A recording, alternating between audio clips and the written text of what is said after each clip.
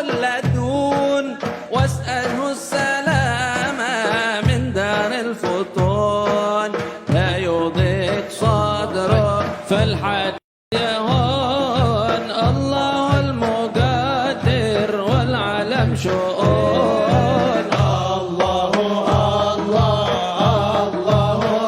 الله لا يكثر همه ما قدر يقول الله الله الله محمد بن عبد الله وعلى آله وصحبه ومن تبعهم ووالاه.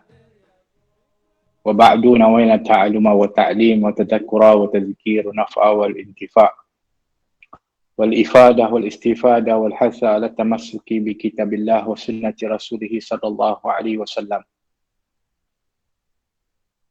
والدعاء إلى الهدى ودلالة على الخير ابتغاء وجه الله مرضاته وقربه وثوابه سبحانه وتعالى. آمين اللهم آمين. قال رضي الله عنه نفعنا الله بعلومه في دارين آمين رضي الله عنكم إلى أن قال فصل قال رسول الله صلى الله عليه وسلم من سرته حسنته وساءته سيئته فهو مؤمن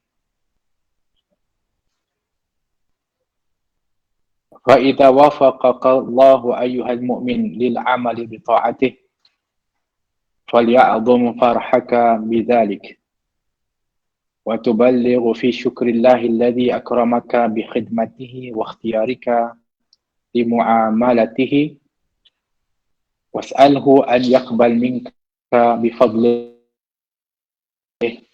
ما يسره عليك من صالح الأعمال. Tuan-tuan, perempuan rahmati oleh Allah, para pelajar yang dikasihi, kita masuk kepada fasal yang membicarakan tentang wajibnya ketaatan itu dan juga apabila melakukan daripada maksiat. Yakni maksiat ini benda yang dimaksudkan menentang dan juga bersalahan dengan perintah. Itu disebut maksiat. Asi.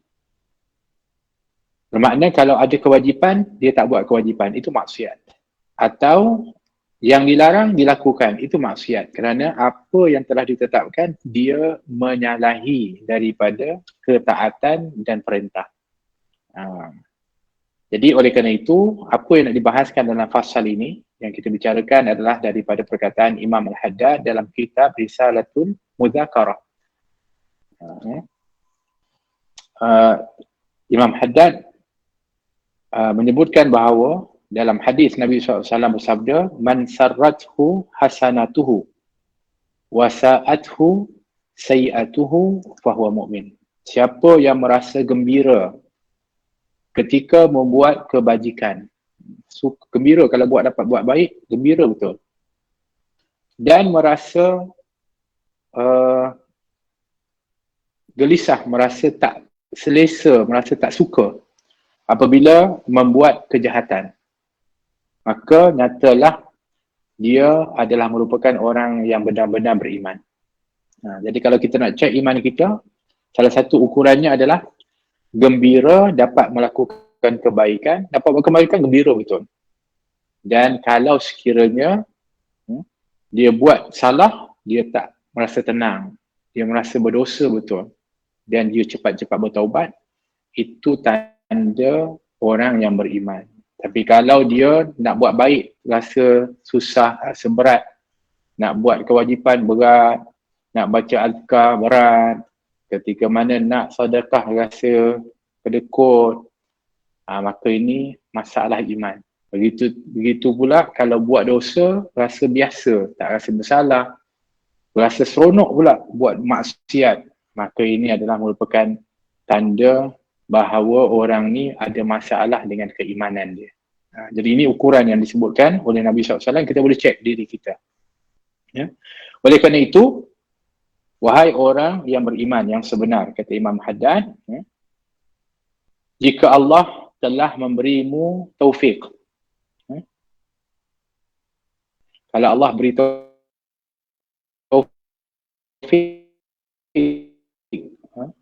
kepada orang kamu, wahai orang yang beriman, maka hendaklah kamu tu disebut falya'dhum farhaka, maka agungkanlah kegembiraan kamu itu, besarkanlah kegembiraan kamu itu dengan sebab dapat melakukan kebaikan. So maksudnya apa yang kita nak kena buat, iaitu kita kena menzahirkan kegembiraan apabila kita dapat melakukan kebaikan, sebab itu tanda iman. Jadi kalau ada orang tu dia dapat melakukan kebaikan, maka dia kena gembira. Bahkan kalau boleh, bukan sekadar gembira biasa, gembira yang sangat-sangat falya'zum, agungkan kegembiraanmu itu, besarkan kegembiraanmu itu, dan gandakanlah kesyukuran terhadap Allah Subhanahu Wa Taala yang telah memuliakan kamu untuk berkhidmat kepada Allah. Pertama kita kena buat apa? Pertama kita kena zahirkan kegembiraan. Yang keduanya kita kena melipat gandakan rasa syukur. Kenapa? Kerana kita dipilih oleh Allah dengan taufik dia dapat buat kebaikan itu. Bukan kita hebat, tapi Allah yang pilih.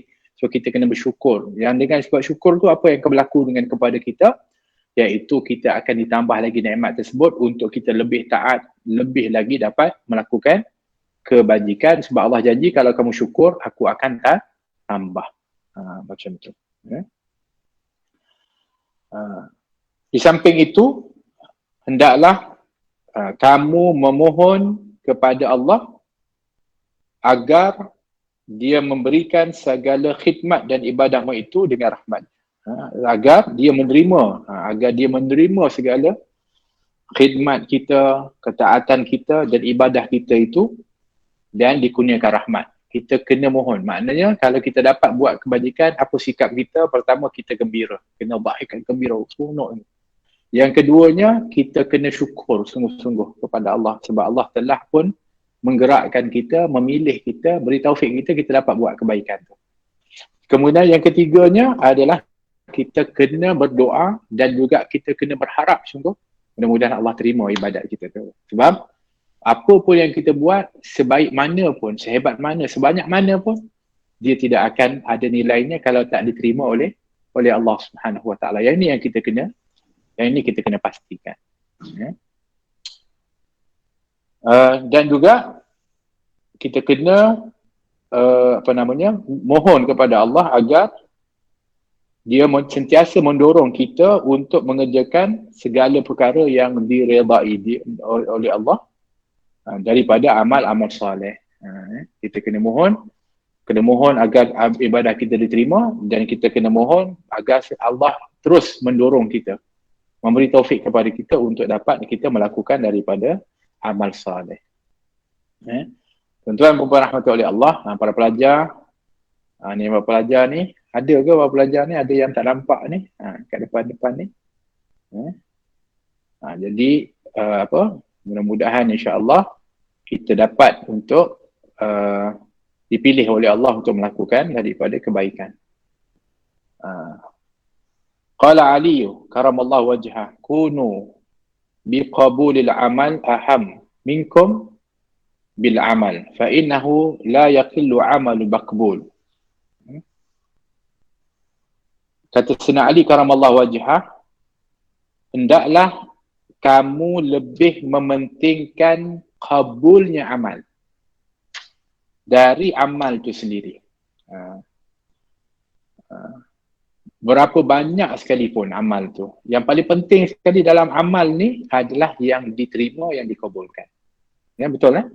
Maksudnya kalau kita buat sebanyak mana amal pun, yang paling penting adalah amal tu diterima. Sebab tu kata Sayyidina Ali, hendaklah kamu mementingkan pengabulan amal itu daripada amal itu sebanyak mana pun kamu buat. Jadi oleh kerana itu yang paling penting apa dia? Yang paling penting adalah kualiti amal. Yang paling penting adalah kualiti amal. Kita kena pastikan amal tu buat seikhlas-ikhlasnya, sebaik-baiknya. Kan? Tapi kalau kita ni jenis orang buat amal lebih kurang. Kalau baca Quran tu macam nak tak nak. Kan? Malas-malas. Contohnya. Mendirikan solat begitu keadaannya. Baca azkar pun kadang-kadang tu sekadar kita panggil hadir je. Mulut macam tak nak baca. Mungkin kadang-kadang tak baca pun. Orang dah ada orang lain baca. Contohnya begitu kan. Tuan-tuan dan perempuan kadang-kadang kita ni duduk ramai-ramai orang baca, kita tinggal diam. So tak ada kesungguhan. Sebab apa? Sebab kita tak faham bahawa amal ni yang paling penting adalah yang dikabulkan oleh Allah. Kan? Sebab tu kita kena pastikan ada kualiti dalam amal, ada kesungguhan dalam amal tu. Dan berharap Allah terima. Sebab amal yang terima itu tidak boleh dikira sikit. Kita buat sebanyak mana pun, kita buat banyak-banyak, tapi yang diterima tu ada yang terima. Alhamdulillah. Sebab apabila diterima je, walaupun nampak kecil benda yang dibuat tu, sebenarnya dia sangat besar. Itu yang kita kena faham betul-betul. Ya? Jangan ingat bahawa, amal yang besar diterima barulah bagus, tak semestinya. Mungkin amalan tu nampak kecil, tapi kalau diterima oleh Allah, itu adalah yang paling besar.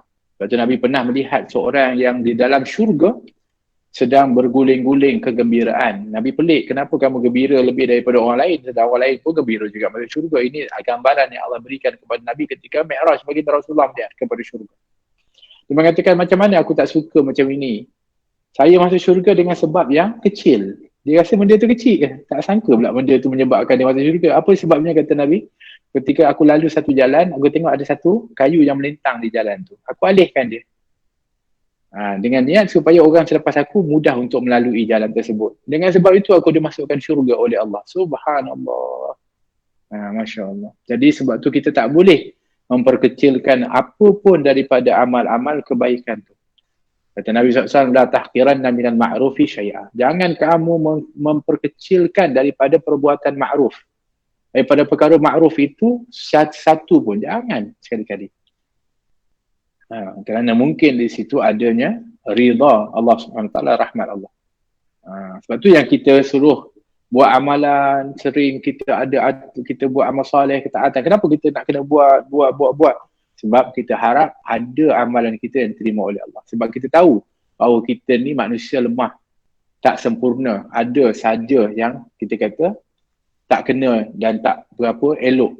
Tapi kerana kita buat kesungguhan itu yang akan dilihat oleh Allah. Dengan mudah-mudahan dengan kesungguhan kita itu, amal kita diterima oleh Allah Subhanahu Wa Taala. Tapi yang paling penting sekali apa dia? Kualiti dia. Iaitu supaya dikabulkan daripada amal tersebut.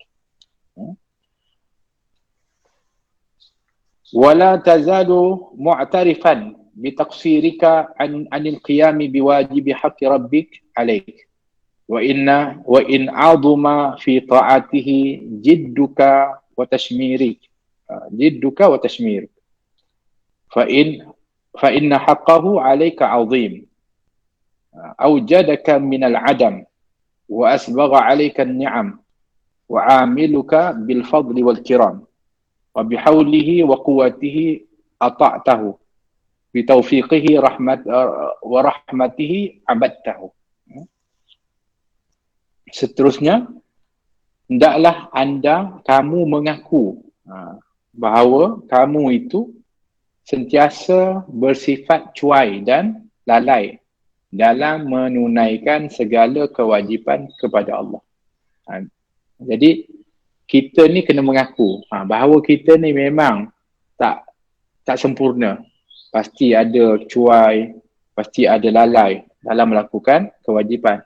Walaupun kita buat, masa kita buat tu pun ada kelalaian. Betul? Masa solat pun.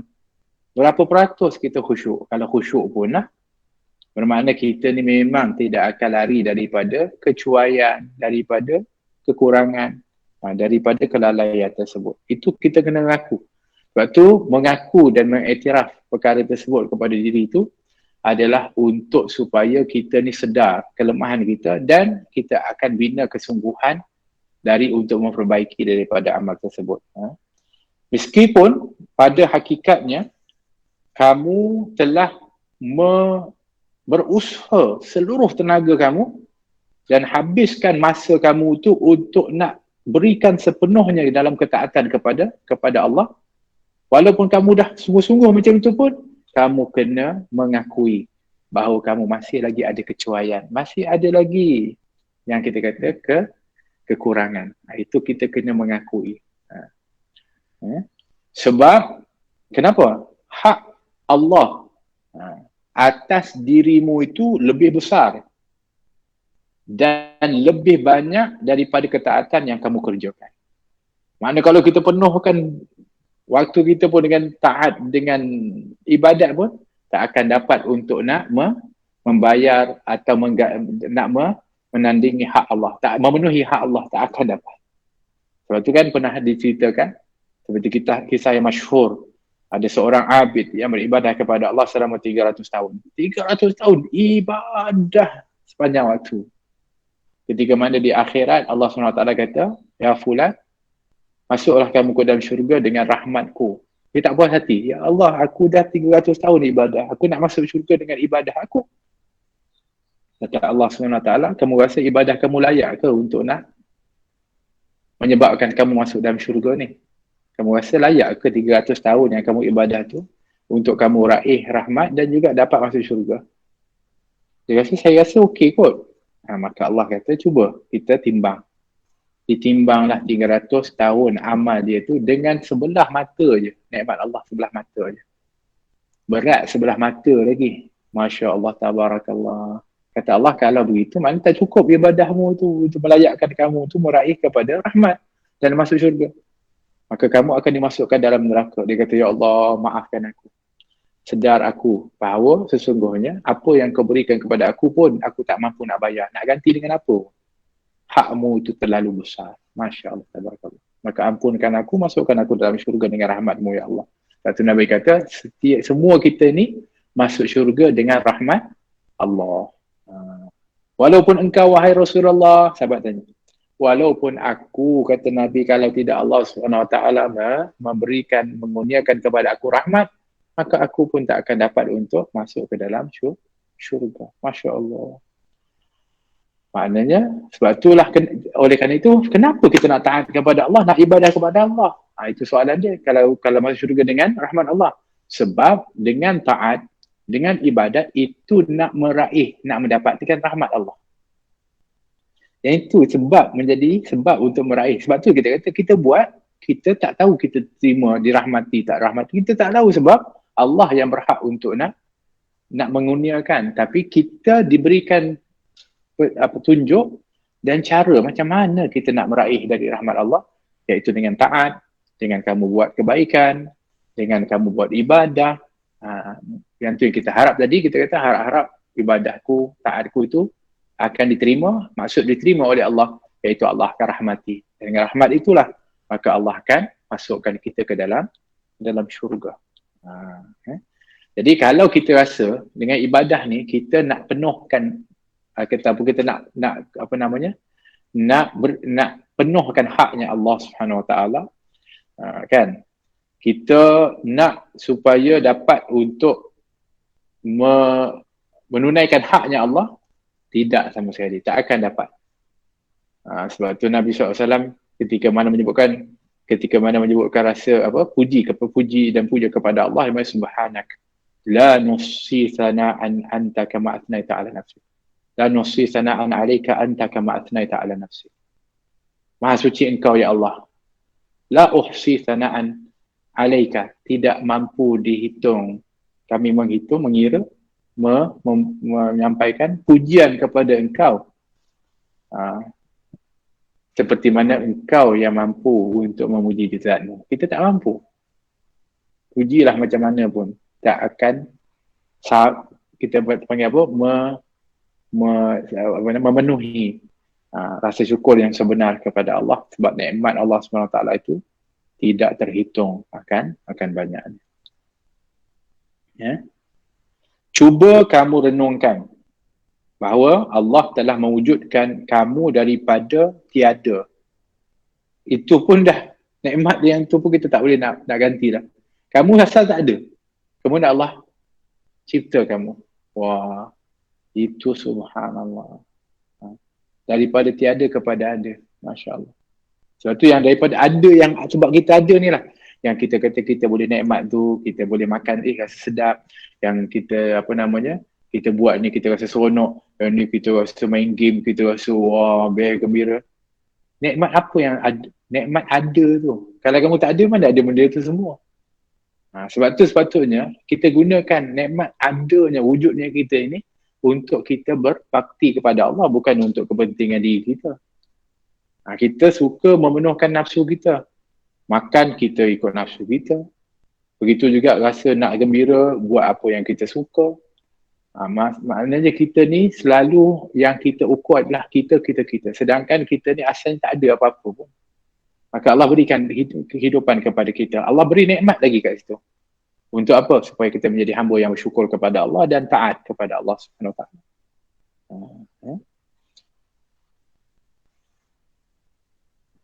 Dengan kuasa dan kudratnya, kamu dijadikan seorang yang taat kepada dia. Ini nikmat yang kita dapat, nikmat. Contoh nikmat iman, nikmat Islam.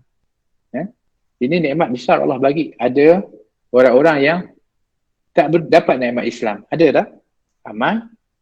Yang tak dapat nikmat Islam, lahir daripada rahim ibu yang tak Islam, maka mereka ikut kepada tidak Islam. Tapi kita diberi nikmat oleh Allah iman dan Islam. Tak cukup dengan tu. Kalau kita ni talibul ilmi, kita diberikan nikmat ilmu oleh Allah Subhanahu Wa Taala. Kalau kita ni belajar di madrasah, bermakna kita dapat nikmat dipilih oleh Allah tu untuk duduk di tempat yang cukup mulia, tempat yang Allah sentiasa curahkan rahmat. Itu pun kadang-kadang kita tak rasa nikmat. Allah duduk kat masa boring, duduk dekat tempat majlis ilmu malas, duduk majlis ilmu macam tak best. Rasa nak main je kerja. Memanglah. Sebab apa?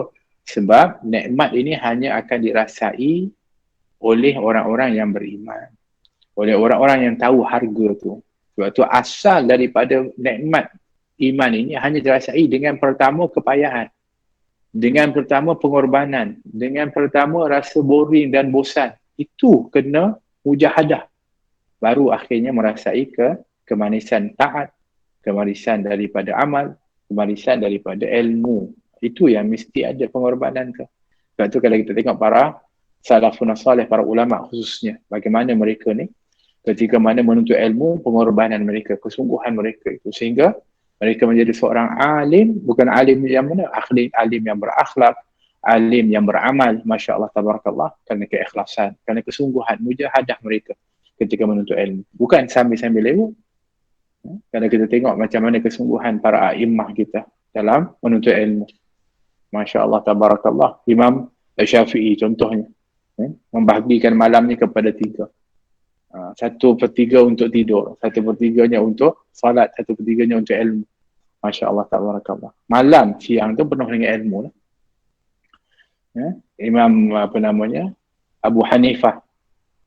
40 tahun wuduk subuhnya adalah wuduk isyaknya, maknanya malam tak tidur pun, ibadah kepada Allah, ilmu, Masya Allah, tabarakallah. Kita la ilaha illallah, kan, nak relax, nak rehat, nak main, itu yang selalu ada. Ini cabaran kepada kita. Sepatutnya untuk kita ni bersyukur kerana kita Allah anugerahkan nikmat iman, Islam dan ilmu ni. Kita kena syukur dan kita kena sungguh-sungguh. Oleh itu, adakah, kata Imam Haddad, adakah patut kamu mengotori baju keimananmu? Maksudnya, patutkah kamu mengotori iman yang Allah beri kepada kamu tu dan kamu hitamkan?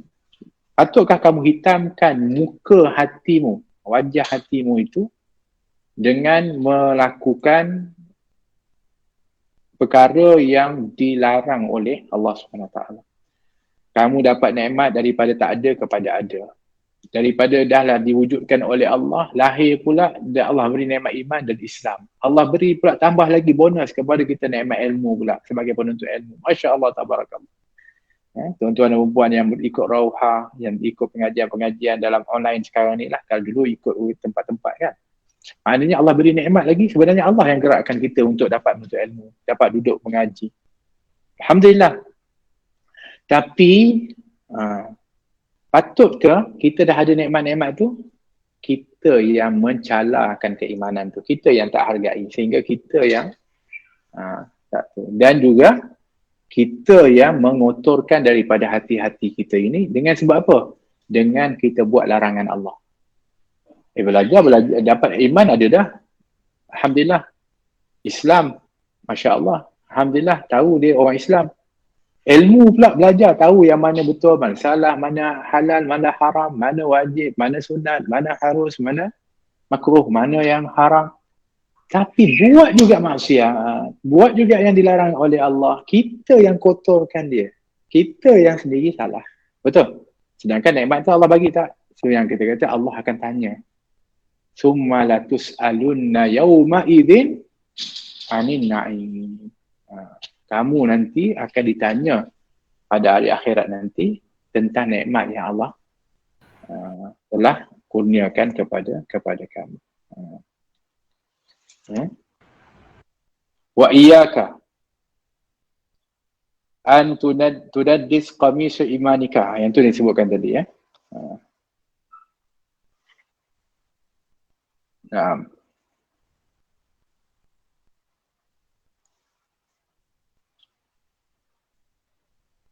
Wa mahma waqa'a minka dhanbun walau ala sabilin nudur fa 'alaika an tubadiru bit taubah wa tuhsinul aubah wa tukthirun nadam wa istighfar wa la tazalu khaifan wajilan fa innal mu'min la yazalu fi ghayati min al khawfi wal wajal wa in akhlasa at-ta'ah wa ahsana al-mu'amalah wa anta ta'lam ma kanat 'alayhi al-anbiya' ma'a ismatihim wal awliya' ma'a hifzihim min al-khawfi wal ishfaq ma'a salahi a'malihim wa qillati dhunubihim aw 'adamiha fa anta bidzalika aula wa ahra.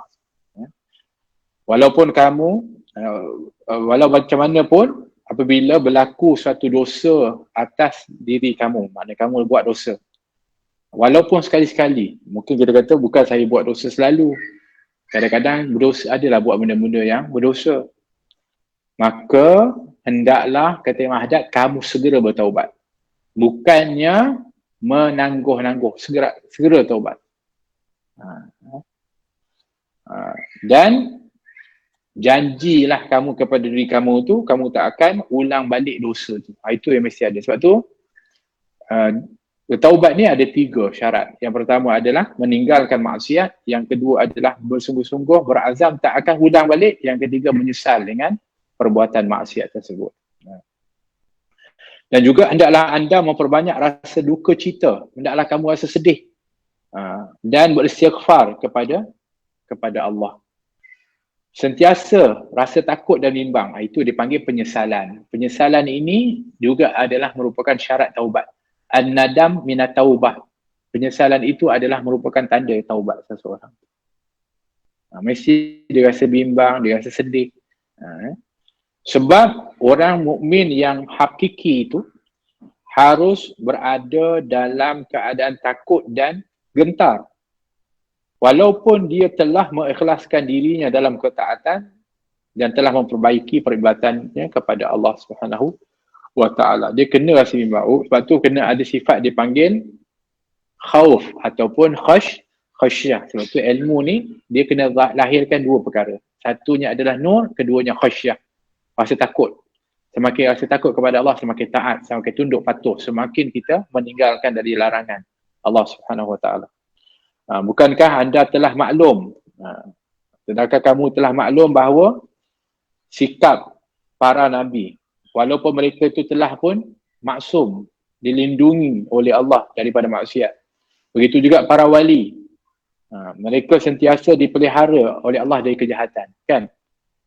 Ni kalau para nabi disebut maksum, dia dilindungi oleh Allah, tak akan buat daripada maksiat. Para awliya Allah, wali pun kan disebutkan dalam hadis yang sebelumnya, kalau Allah SWT sudah kasih kepada seorang tu, dia menjadi wali Allah, maka Allah akan jaga dia. Apa yang dia dengar, apa yang dia tengok, apa yang dia buat, tempat mana dia berjalan, mana Allah jaga dia. Kalau kamu maklum seperti itu sekalipun, mereka macam tu keadaan pun, tapi walaupun mereka dah dipelihara macam tu pun, tapi mereka tetap dan sentiasa berada dalam keadaan takut dan bimbang pada diri mereka masing-masing. Mereka pun takut walaupun mereka ni dah dilindungi, dijaga oleh Allah. Tapi mereka tak pernah rasa aman. Mereka tetap rasa takut juga. Padahal amalan mereka itu semuanya baik-baik belaka sebab Allah jaga dah. Dan dosa mereka tu hampir-hampir tak ada lah, kita kata. Atau kita kata macam tak ada sama sekali dosa sebab Allah jaga.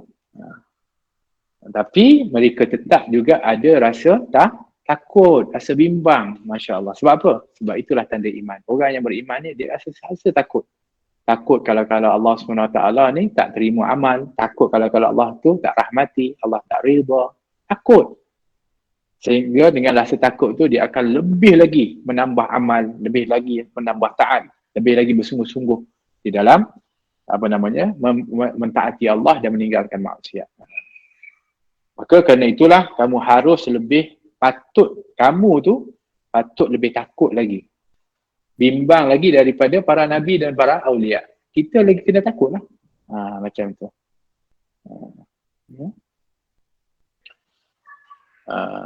Falaqad kanu a'rafa minka bisa'ati rahmatillah. Bukankah mereka itu lebih mengetahui tentang keluasan rahmat Allah daripada kita? Yalah, mereka lebih tahu sebab mereka kedudukan dia tinggi, mulia. Mereka lebih tahu tentang rahmat Allah, tapi mereka tetap lebih takut. Masya Allah, tabarakallah. Wa ahsana minka dhannan billah wa asdaka minka tama'an fi afwih wa a'zama minka raja'an fi karamihi wa fadlih. Bukankah mereka itu lebih tahu tentang keluasan rahmat Allah daripada kita? Bukankah mereka itu lebih baik sangkaannya kepada Allah daripada kita? Bukankah mereka itu lebih tinggi harapannya dalam mengharapkan keampunan Allah SWT, dan lebih lagi bersungguh-sungguh untuk mendapatkan kemuliaan dan keuniaan Allah. Mereka lebih lagi daripada kita, tapi mereka lebih rasa takut. Masya Allah, tabarakallah. Faqtadi bi atharihim tanju wa taslim wattaba'a sabilahum wattabi' sabilahum tafuz wa taghnam wa'tasim billah wa may ya'tasim billahi faqad hudiya ila siratim mustaqim.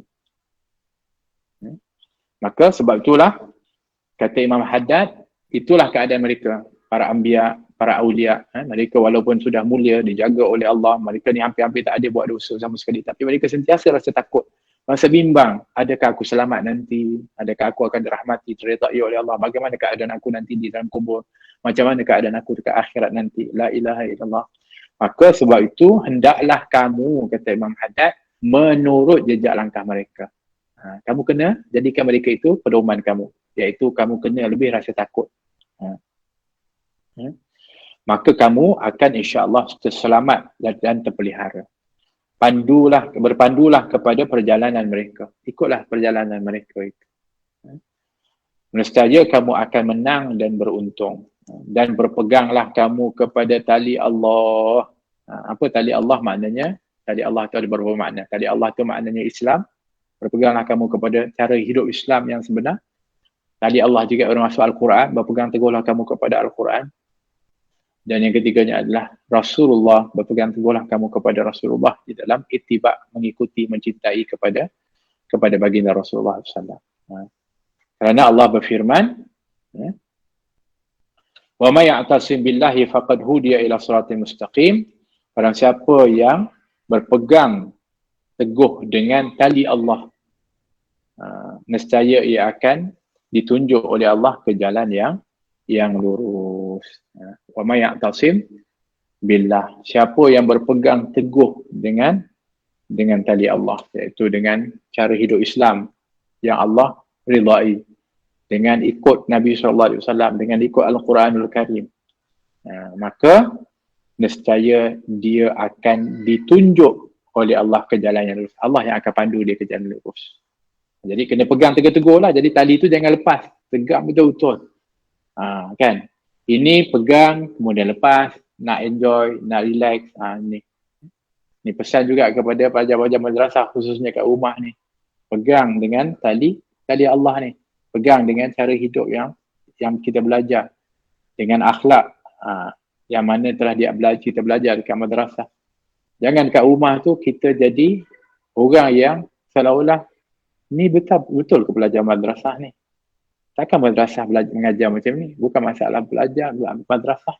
Tapi kita sebenarnya mungkin, yalah, kalau madrasah tak ada pula diajar buat, yalah, kalau kita kata main game, tu kat rumah main game, la ilaha illallah, tengok rancangan itu, malas, la haula wala quwwata illa billah. Begitu. Begitulah juga kita, tuan-tuan dan puan-puan, kita nak kena pegang teguh tadi Allah SWT. Sebab apa? Sebab itulah dia yang Allah selalu perintah kat kita. Bahkan dalam ayat yang lain Allah mengatakan, wa'tasimu bihablillahi jami'an wa la tafarraqu. Pegang teguhlah kamu dengan tali Allah, jangan berpecah belah.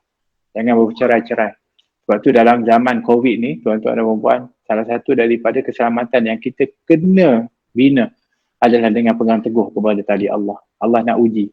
Dalam dugaan ni, sejauh mana ada orang yang teguh pegang tali Allah ni, ataupun orang yang dia dah lepaskan tali Allah Subhanahu Wa Taala. Ujian, liyabluwakum ayyukum ahsanu amala, tu nak uji kamu siapa yang lebih baik amalan.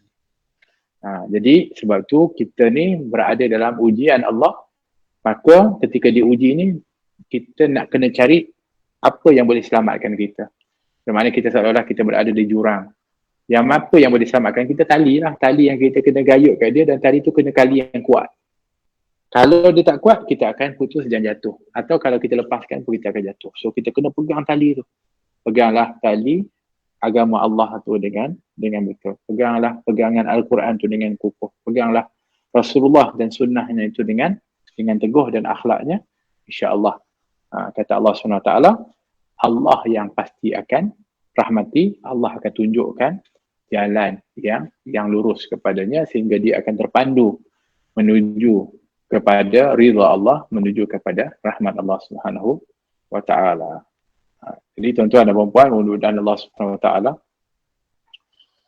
menjadikan kita orang-orang yang dipilih oleh Allah untuk sentiasa diberikan taufik dan hidayah, serta diberikan oleh Allah Subhanahu wa taala untuk dapat kita melaksanakan ketaatan, dan mudah-mudahan Allah terima segala amalan-amalan kita, dan Allah golongkan kita dan bersamakan kita dengan para anbiya wa as-siddiqin wa syuhada wa salihin, dan orang-orang yang salih.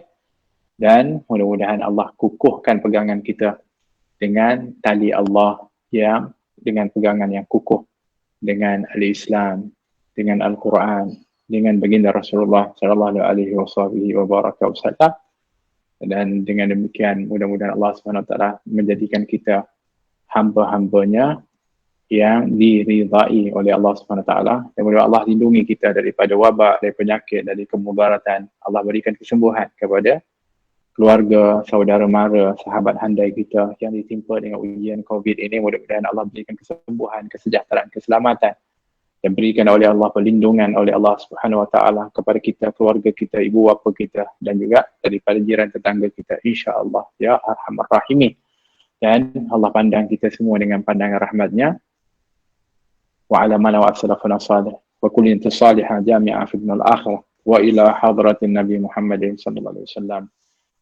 Al-Fatihah. A'udzu billahi minasyaitonir rajim. Bismillahirrahmanirrahim. Alhamdulillahi rabbil alamin, arrahmanir rahim, maliki yaumiddin, iyyaka na'budu wa iyyaka nasta'in, ihdinas siratal mustaqim.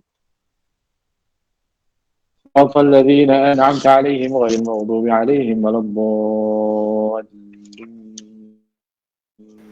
ربنا انفعنا بما علمتنا ربي علمنا الذي ينفعنا ربي فقهنا وفقه أهلنا وقرابة لنا في ديننا مع أهل كل أنثى وذكر ربي وفقنا ووفقهم لما ترضى قولا وفعلا كرما وارزق كل حلال دائما واخل أجزياء ولما نهض بالخير ونفى كل شر ربنا واصلح لنا كل شؤون وقرب رضا منك العيون وابد عنا ربنا كل الديون قبل أن تأتينا رسل المن وفي الأسطر أنت أكرم ستار وصلاة الله تغشى المصطفى من إلى الحق دعانا والوفى بكتاب فيه للناس الشفاء وعلى الآل الكرام الشرفاء وعلى صحب المصابيح الضرار اللهم اهدنا بهدى واجعلنا ممن يسارع في رضا ولا تولنا وليا سواك ولا تجعلنا ممن خالف أمرك وعصاك وحسبنا الله ونعم الوكيل ولا حول ولا قوة إلا بالله العلي العظيم يا ربنا اعترفنا بأننا اقترفنا وأننا أسرفنا على الله أشرفنا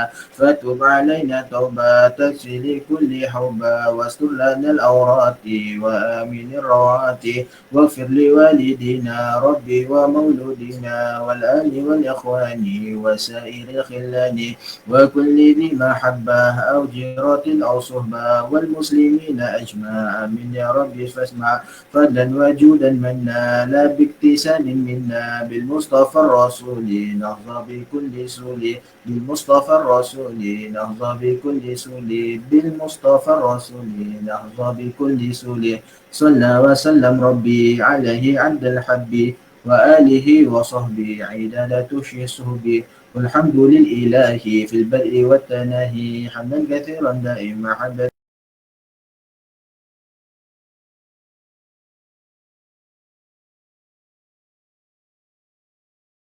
أرشو مداد كلماته